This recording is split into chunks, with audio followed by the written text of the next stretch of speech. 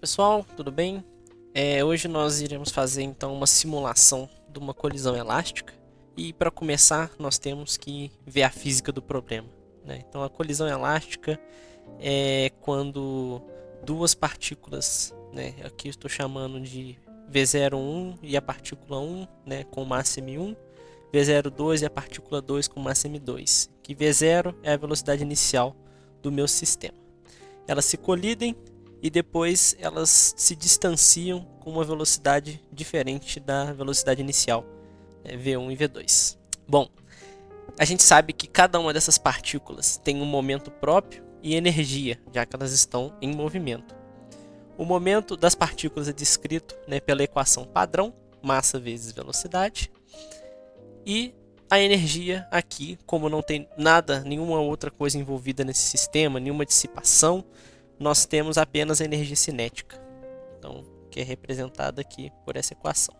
Com isso, o nosso sistema possui uma energia total e um momento total, descritas por essas duas equações. Nós temos para a energia e o momento. Nós sabemos que a energia e o momento se conservam, e com isso nós podemos começar os nossos cálculos.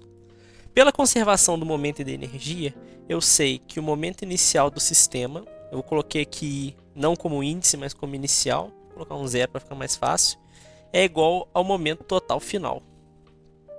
Nós podemos expressar isso numa equação, e como temos duas partículas no nosso sistema, nós podemos escrever da seguinte forma. A mesma forma nós temos para a energia inicial total do sistema é igual à energia final total do sistema. Nós podemos colocar isso também num sistema.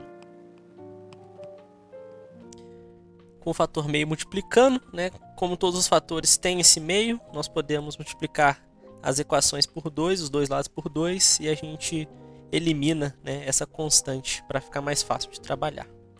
Eu posso inverter aqui também para ficar mais fácil a nossa visualização. E com isso nós podemos começar a trabalhar, fazendo algumas simplificações. Ao fazer essas simplificações, podemos dividir os dois termos do nosso sistema e nós podemos chegar numa relação que é muito interessante. Note que essa relação, qualquer um dos lados que eu pegar, é equivalente a fazer o seguinte. A parte de baixo nós podemos expressar, né, como um produto notável, e simplificando e invertendo,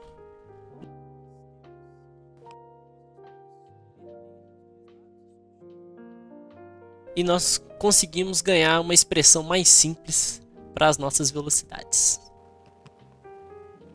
Com essa expressão, nós podemos criar um novo sistema para tentar relacionar as velocidades e alguma das conservações. Eu vou escolher aqui não tem termos quadráticos para poder simplificar a nossa vida.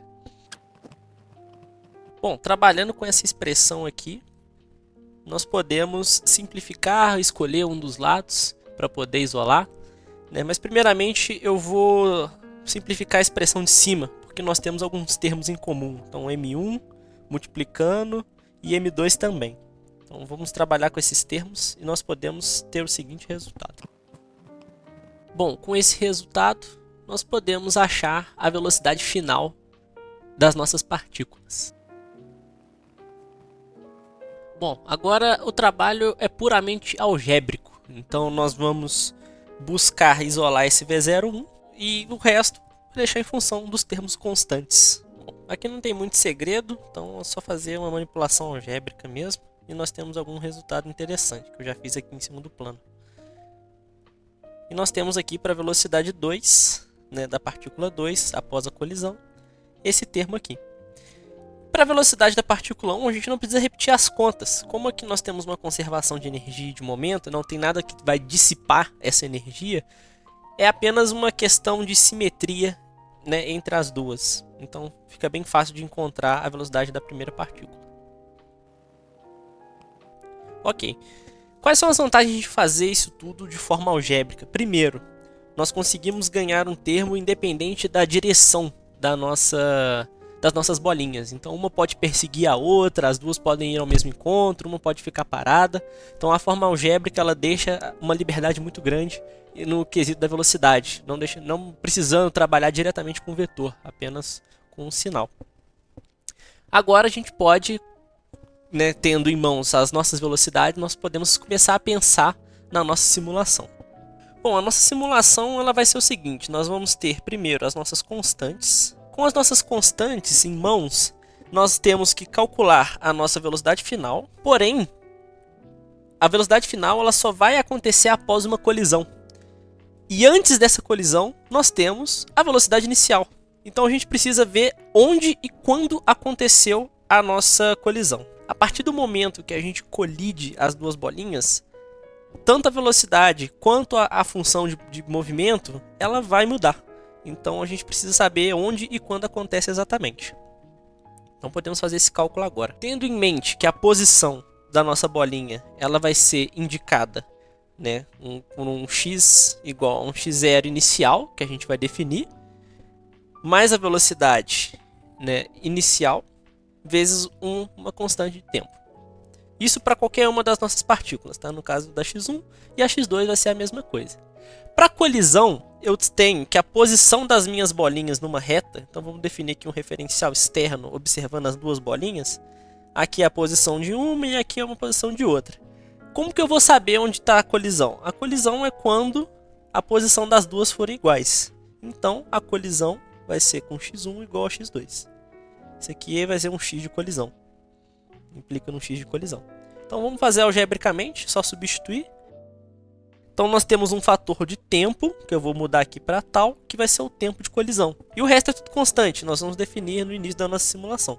Todos esses termos são constantes.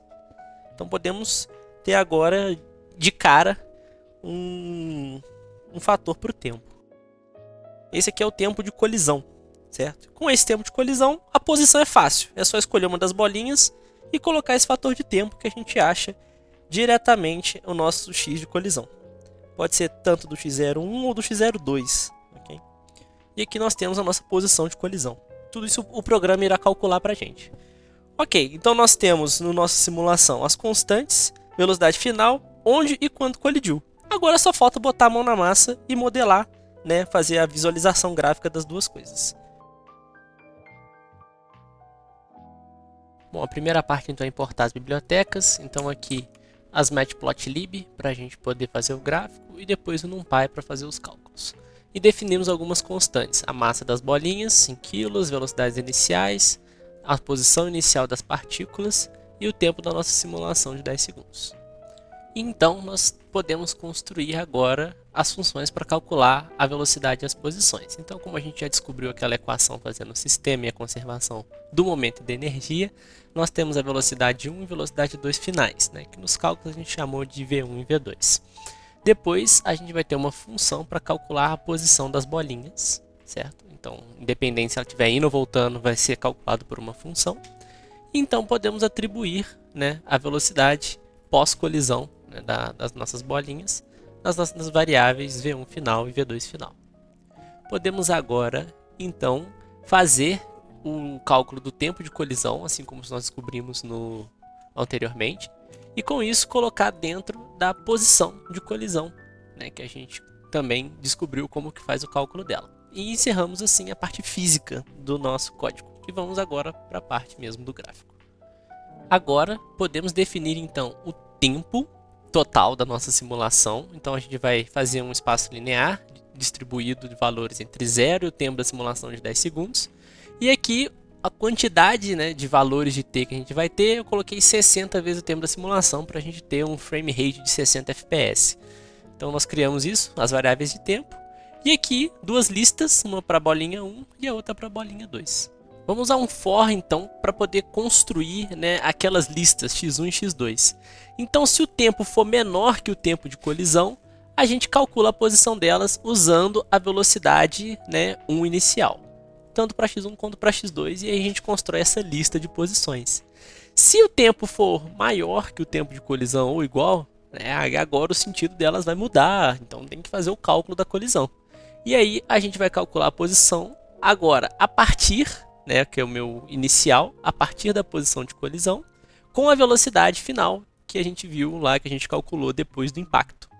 E o tempo a gente tem que fazer essa paradinha aqui, porque a gente tem que resetar, né? Porque o T é um T menos T0. Aqui a gente vai definir qual é o nosso T0 nessa lista de tempo que a gente fez. Senão a bolinha vai dar uma teletransportada, então a gente não quer isso. A gente quer no T0, né, a partir do momento do impacto. E a gente faz isso daqui.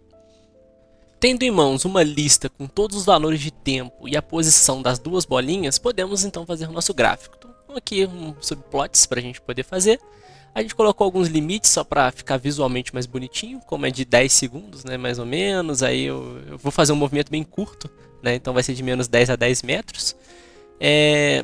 Vai aqui, o resto é para deixar bonitinho, né? Colocar um título, posição, altura, depois um gridzinho para colocar o quadriculado. E aqui na parte da animação a gente vai iniciar umas bolinhas, as bolinhas, né, como duas listas vazias.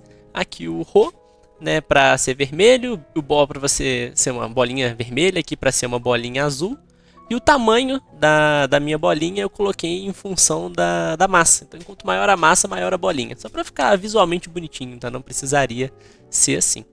Bom, para finalizar então, nós vamos fazer uma função para dar o update no frame.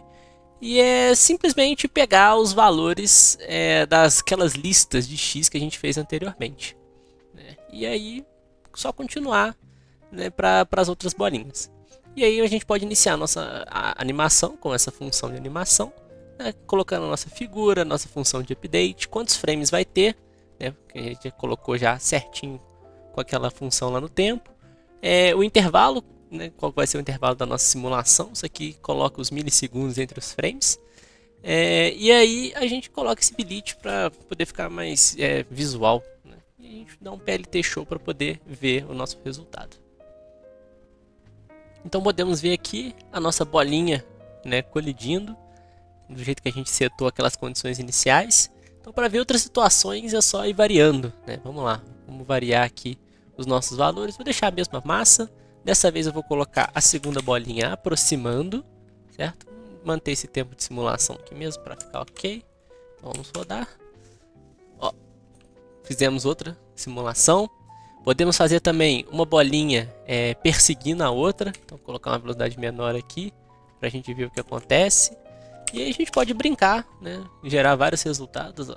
A gente consegue fazer vários resultados diferentes e ver o que pode acontecer, né? Então, obrigado aí a todos que assistiram, né? Espero que tenham gostado. Deixem um like se vocês gostaram. E até breve para novas simulações.